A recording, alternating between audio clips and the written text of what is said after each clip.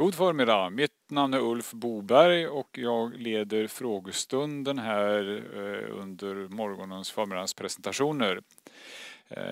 Ni har hamnat på Aktiespararnas småbolagsdagar. Tidigare så hette det Småbolagsdagen då man körde mängder bolag parallellt under en dag.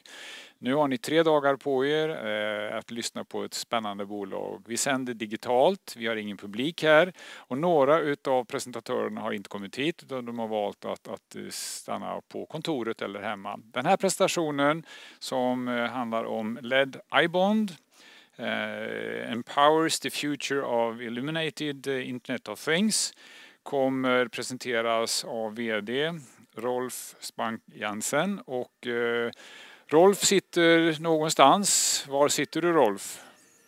In Lyngby, a little bit north of Copenhagen in Denmark. Okay, so very welcome, Rolf. The scene is yours. Thank you. Thank you.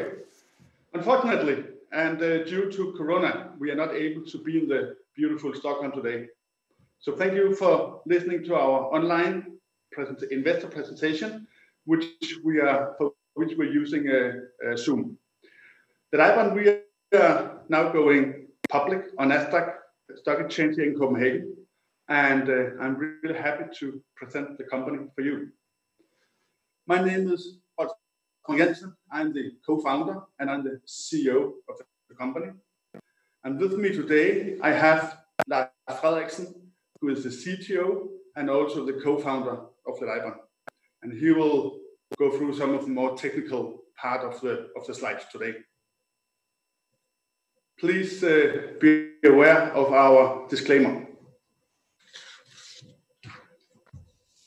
So the core of our technology, the core of the company is our technology platform. We have a unique advantages. We have superior cooling. We have connectivity of the smart devices to our products. And we have a very strong family of international patents that protects us. But what is most important for you as a coming shareholder is how this positions us. And we are strongly positioned with our products and technology in some growth markets, driven by some very strong megatrends. And the markets here, it's a global, it's a smart buildings, also called green buildings, it's UV disinfection, and it's vertical farming. We have grown our top line with 80% from 2018 to 2019, and we're now entering the stock exchange with an expectation to reach Danish kroner 100 million within the coming years. Lars will now bring you through some of the technology things. Yeah, hello, my name is Lars Frederiksen. I'm the managing director, the technical manager of the company, and I've been working in several industries before, both with silencers, particulate filters, coming into the LED business nearly 10 years ago. I'm also the inventor of most of the patents we are working with. I'll come back on that. Nearly 150 years ago, Thomas Edison invented this adapter for putting a bulb into a lighting system. And today, our core technology is about 6 millimeter and having the same light in a very slim panel using LEDs. There's a big world out there making LEDs. We're not doing the LEDs. We're not either doing the aluminum plates. We are mounting the LEDs in. Our core technology is the new adapter compared to Thomas Edison adapter. We have a principal sketch here that I wouldn't go very detailed into, that will be too nerded here, but we have some clear benefits. We have a standard product called LEDs, and we have standard product called aluminum composite plates, also die bond in daily life. And what we are doing, we are mounting the LEDs in a new smart way into this construction, as you can see on the right. By that, we're having a very flexible structure on our panels. We can do very big panels, we can do long panels, and we can cut them, and we can shape them, and we can play the LEDs wherever you want. because we are putting low voltage power to the thin aluminium layers, and we then get the power further onto the LEDs. We have a very, very good cooling. Normally you would only have hand warm LEDs, and that makes a very long lifetime. At the same time, this is a new kind of infrastructure. For example, if we have 12 voltage like you have in your cars, then you can put other equipment, and all our patents is not only about LEDs, it also could be a camera, it could be something else, a sensor that we can combine to the product. We have a very strong portfolio of patents. This is very unusual for a company like ours in a smaller stage, but we have done a lot of investment in patents, and we have 8 generations of patents that covers as a minimum Europe and United States, and very often also chosen countries like China, Brazil, and so on.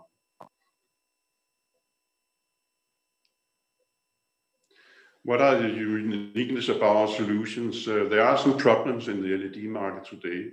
Very often you will find LEDs that wouldn't last that long because they're very sensitive to heat. Also, you normally will see that the installation cost is much higher compared to the lamp in itself. And you have very little flexibility because traditionally you have fixtures in a fixed size and you have to place them like you normally do with fixtures. And you have no connectivity to the IT world, or very little connectivity. The niche about LED iBond is that we at the same time are able to do all these 4 things very efficiently. As I said before, we have a very low temperature on our products, and that means a lot for the lifetime. Normally we would claim more than 100,000 hours. That's nearly 12 years running continuously with the light.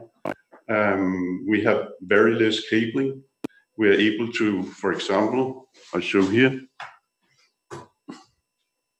This is our flagship product. We just have electricity coming into the one end, and then we can go 30, 50 meters away without further wiring, because the profile is the wire in itself.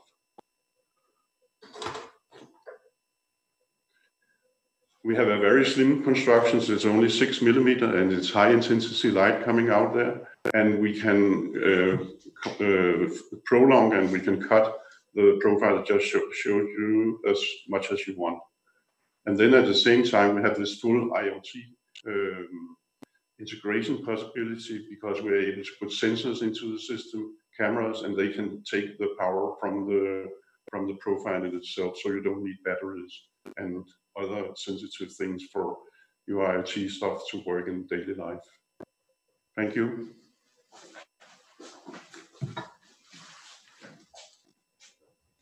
Thank you, Lars. So we have some interesting case stories. We can show you what we have done. You take the first one, we have DTU library. We have installed 3.2 kilometers of tracing, the product Lars showed you just before. Gave them savings of 1 million Danish kroner every year, and the repayment has been between 1.5 and 2 years. Then we have installed 3,600 intelligent shelves at the Deichmanske Library in Oslo. We have an agreement with Nubia, the European largest kitchen supplier. You probably all know the brand called Marbodal. And then we have supplied more than 100 elevator ceilings to ThyssenKrupp in Denmark to renovate their railway stations. It's a very interesting market because of the 6 millimeter. It's a clever product for elevator ceilings, and in total there are more than 16 million elevator ceilings in the entire world of an older date. So as I said earlier, we are in the 3 growth markets, which is also why we have the ambition to grow our sales to 100 million in 2022.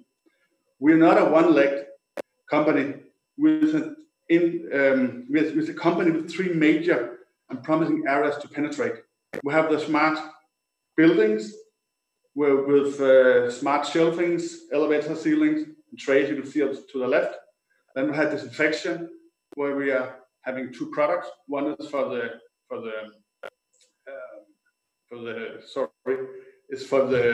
airport, and one is, as you can see here, a small handheld device to kill or eliminate viruses and bacteria. And the third market we're working on is vertical farming. The next 3 slides, I will briefly bring you through the market segments. And first, and no doubt that this is our original base business, is green buildings. The market here is driven by 28% of the global CO2 emission comes from housing and buildings. And the market here is having a growth rate of more than 20% and expect to reach Danish kroner 137 billion in 2023. Our advantages here is that we have a very low installation cost, which make us extremely competitive. And then we can combine LED light and intelligence directly into our lighting infrastructure. Then the COVID-19 pandemic has unfortunately brought a lot of focus to disinfection of surfaces in all sorts of contexts on a global scale. It's something that with iBond we have been looking at since 2018. We have been focusing on airports, and the market here is having an annual growth of 12% and expected to reach 36 billion in 2025. Our advantages here is that current solutions are based on traditional sodium pressure, and ours is based on LED, which means that we can integrate it in places where that's not been possible before.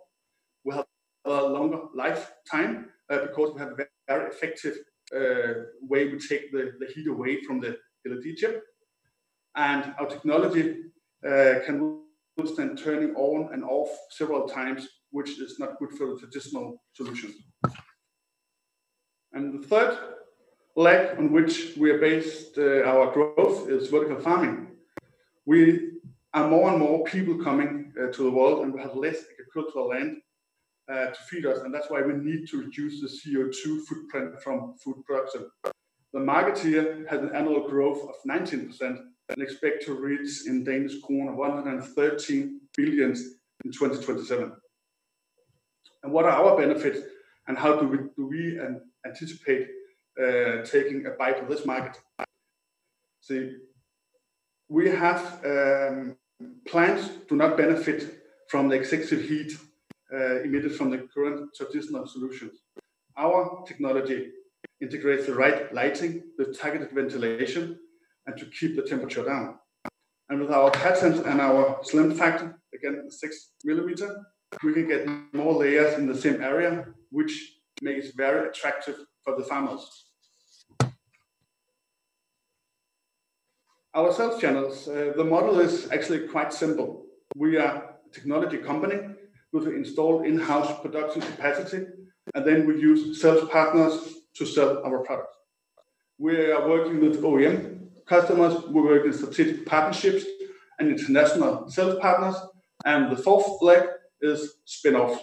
Spin-off is typical where we bring in some knowledge. It could be knowledge about the market, knowledge about the specific area we're going to focus on, and also money. So we have extra muscle for the development and extra muscle for selling the products.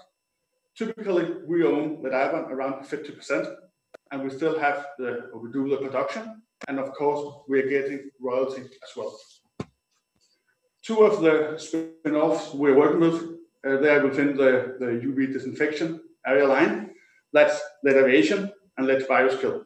The first one, lead aviation, is focusing on security lines and how to eliminate viruses and bacteria.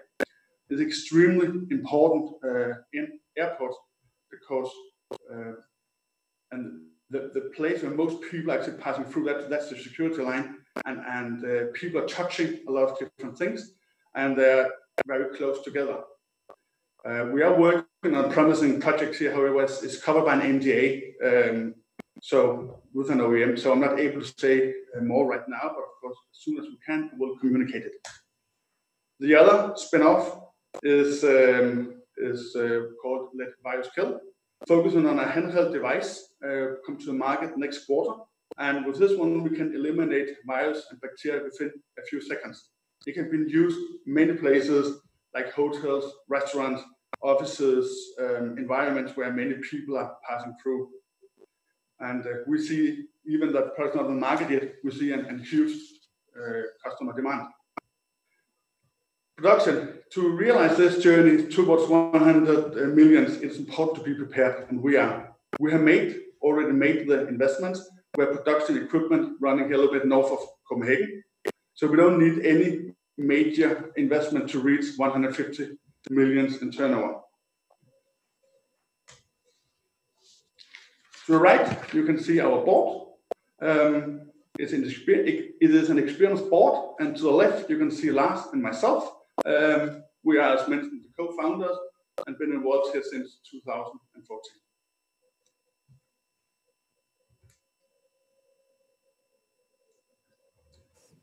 So, the transaction.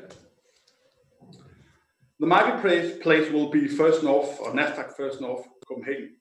The price per share will be 6.88 Danish, and we have a valuation of the company of 55 million. We expect to raise a little bit more than 32 million, and we have subscriptions for more than 20. This means that you, as new shareholders, you will own approximately 37% of the company after the IPO. The application period started here end of May, and we have the last day today on the Nordnet. Today on Nordnet, and tomorrow it will be the sale date, and first day of trading will be the 15th of June. So how are we going to use the proceeds? We have a very strong technology platform, and we are going to use 35 to 40% to increase our sales engine. Then we are going to use up to 20% on new business, which means spin-offs, and specifically within the UV disinfection and vertical farming area. Then we will maintain, develop our very strong position within the patents, and we will invest further in our R&D. And because we are growing, we will also need some money for working capital. So our goal is to annual sales 100 million in 2022, and we target to be cash flow positive in 2021, which is next year. And since we have the UV disinfection products and the vertical farming products are expected here this coming fall, we expect a rapid development in the business in the second half of this year. And we have already taken many of the required investments, and we are working with spin-offs. So we believe that we can have a, let's say, respectable EBITDA margin in the long term. And there are, of course, some things that need to fall in place. We have sales of tracing. We're working with partners, a partner called IY in the Middle East. We have some outstanding, very interesting projects within the health care area in the American region. We have the intelligent shelf. We have to bring further out to new customers. We're working on some major agreement on sales of elevator ceilings. And then we have the new products coming here this autumn. That'll be the UVC products and the vertical farming products too. So on behalf of iBond, I would like to say thank you for your time, and thank you. Thank you, Rolf. An interesting company. Let's see if we can have some questions too here. Do you have Lars? Yeah, Lars, you're also there. Yeah, I'm with, yes. Yep. So first question, of course, you are a private company today, and then you decided to make an IPO. Why? Why don't stay as a private company? Yeah, there are two reasons. First of all, we have that when we deal with international customers, it will be easier for us if we have the Nasdaq sign. And the next question probably be why now? And we actually think that the timing right now is right because we're having some extremely growth markets in front of us, and we have some very nice products coming to the market.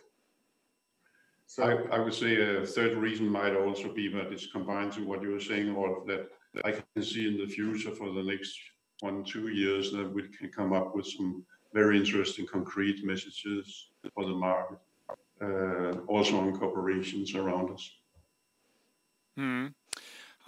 And you're raising 25 to 32 million Danish crowns. You just showed us how you will use the funds or proceeds.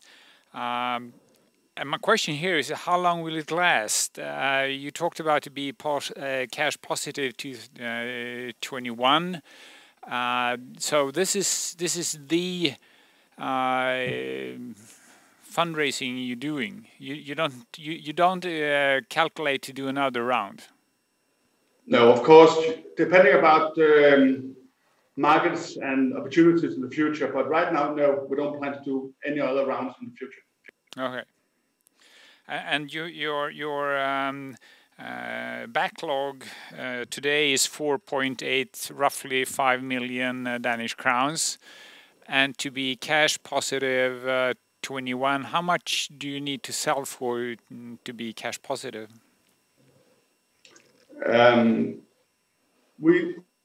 What we're saying is that we're aiming after 100 million in 2022. Yeah. So I think I will stick to that answer right now. Okay, but 100 million in 22 must mean a result that is positive. So, but the break even is not 100 million. So is that 50 million or? I think we'll take that when it comes. Right now, the target is 100 million in 2022. Okay, fair enough. So, looking into your technology, excuse my ignorance, but tracy is the thing, because the wavelength and the temperature, that is true for all LED inventions, right? But what I see, the uniqueness is tracy, the 6-7 millimeter aluminum thing that you have, the sandwich construction. Is that correct? Can you help me here? Do you have other wavelength in the LED? Do you have other temperatures than other products? I have to correct a little. You're right that tracy is our flagship product, I would say. Yep. But this aluminium panel that also could be on surfaces, Rolf told about elevator ceilings. We can prefabricate a whole ceiling that has this benefit of having a very low temperature on the LEDs. So both tracy and the aluminium composite plates, it's depending on the application what is best. But they're both very, very efficient because we get a lot of surface, and this surface is, so to say, a free way to cool the LEDs. Very often the LEDs would be 80 degrees or something, and in our product it's 40 degrees, and for each 10 degrees then you double the lifetime. It's actually a Swede who found out of that. Arrhenius is called. So this temperature matter is very, very important when you're making LEDs. Okay, so looking at the other applications, if we leave smart homes and look at the UV, what is the uniqueness there with your UV disinfection light compared to other? I mean, UV has been used for years as a disinfectant. You're right. Normally you will find UV light today on pipes with mercury in. We have no mercury in our products.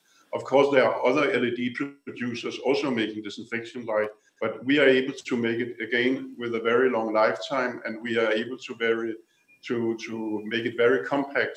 So we are able to come very close to the surfaces you want to disinfect.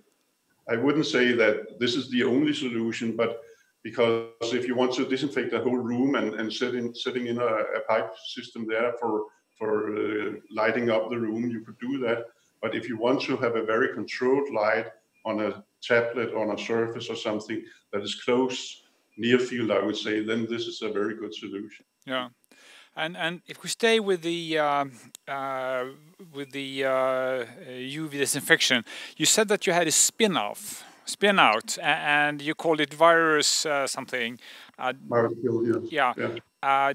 Shall I interpret that as you are spinning out a company that will be a competitor to one of your business areas, because you have 3 business areas today? And that is one is disinfectant, and now you spin out and use the same technology. No, well, it's definitely not a competitor. We own 55% of the company, and the reason we do it, that is to get more muscles to develop the products faster, and to actually bring the products faster to the market, and have more money to market the products when they're on the market. Okay. So. Another example is LED aviation. The other one, the reason why we made that as a spin-off was because we got some very good contacts into the airport industry. We didn't have that on the forefront, but our technology is relevant. So therefore, we made a cooperation with people who already had the contacts with the customers, and that speeded up the situation very much. So you're not afraid that the spin-outs will cannibalize on your business areas? Definitely not. No. Okay. We also think the more people are using our patents, the better. Yeah, absolutely. So the new inventions, will there be a next generation, Tracy, or because you're not working with the LED per se, you're working with the holder of the LED, right? The adapter, yeah, you could call it, yeah. So what is the next product improvement that you see? Is that Tracy 2.1 or 3.1 or whatever?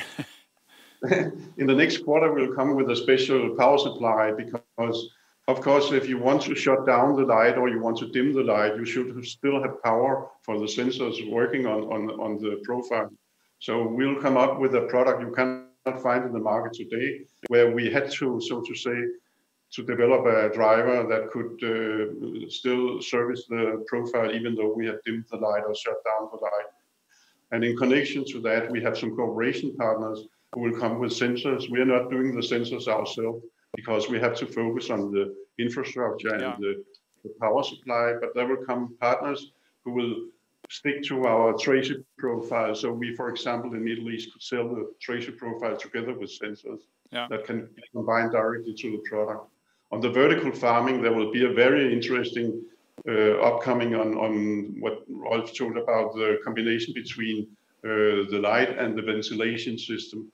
Here we both have a ventilation system, and we also have a patent application on that. So you in the local area around the plants have a very good shift of air, so there's no building up of heat, and the plants have a not too humid circumstance to live in. Okay, so thank you very much. I wish you all the best illuminating the world with Tracy, and so